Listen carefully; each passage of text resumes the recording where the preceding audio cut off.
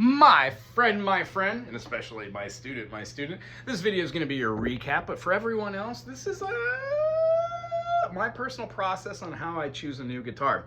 Now, I don't have a lot of money. I've always been rather frugal anyways. I figure if I'm going to work really hard to make money, I'm going to want to buy something one time, and that's going to be the one. So, something like this. Why do I have this particular guitar? Well, this particular guitar was a gift from the people that I rent the room from. They own a music store, and they found a guitar that fit me, and it was perfect because when they gave it and gifted it to me, it's something that I could use to teach. And then this is the guitar that I recommend for my students. One, I play it. I know it's a quality piece of instrument. This happens to be the Gretsch. This model in particular is a 501. I always say this wrong. 5013 CE. The CE stands for cutaway electric, meaning anytime you have a model number which has a C in it, you're going to be exhibiting a cutaway. Whenever you have the E, it means electric. If this was just a 501C, this would be the 501 cutaway without the electrical pickups in it. But this one has the Fishman equalizer band cue with the low, middle, and high impasse, along with a tuner on it onto which you can tune your guitar. Pretty cool. When you plug it in, it has a volume bottom here that you can have condensed sound with, and then it has a standard 1/4-inch jack on the other side with a 9-volt battery.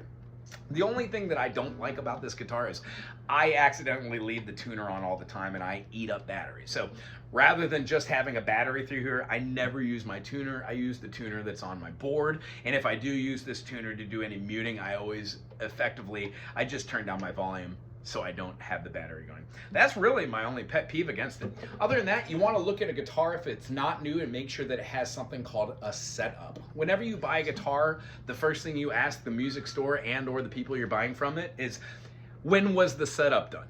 And if they say the setup's done blah, blah, blah on this date, there should be a receipt of them having a setup. If you get a guitar that does not have a setup, you will need to have a setup on it.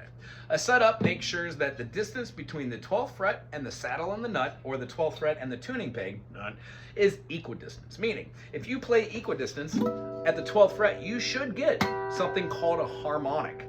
9th, 7th, 5th, 3rd.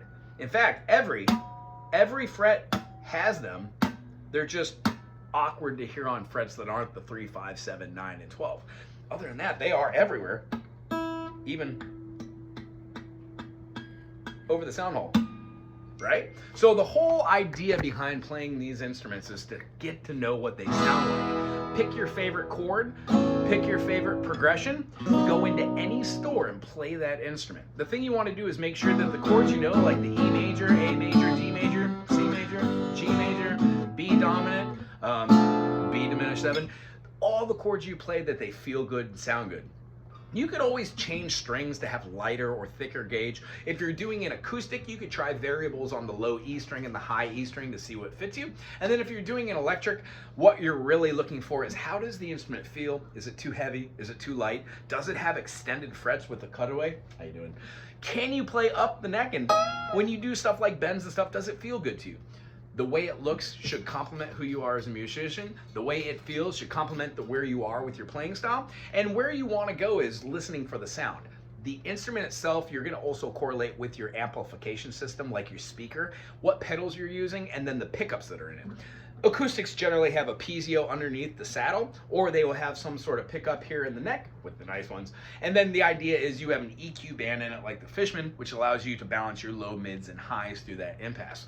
Other than that, the electric should have at least 1 or 2 pickups there, single or double coil, and then you've got a toggle switch, and then a volume knob and a tone knob. This allows you to get a different feeling out of your electric so you can play many different genres of music. Other than that, besides aesthetically and then name brand, there really is nothing much more that you're going to be looking for than something that you enjoy. And the last little tidbit of awesomeness that I'm going to give you, anytime you go to a store to pick out an instrument that you're going to want to purchase, pick out a couple of them, play on them for a little while, and then have whomever is working there play that, because whomever is working at a music store generally knows how to play the instrument. Turn your back, close your eyes, and listen to them. Figure out which one out of a group of 3 you like, and whatever one that is, if you choose it and say, "Oh, I like that one," pick that instrument. Chances are, if you spend anywhere between $150 and $400 on a brand new instrument, it has a setup, you are going to be very, very pleased. Perks, look for something that might or might not come with a case. Hard shell case is always preferred. Soft shell is always really cool. And then see if you're able to get a couple different types of styles of picks to see how that process feels on your new instrument. If that helps, put a subscribe, put a thumbs up, something cool in the comment section, and we'll see you for our next adventure in music. Aloha.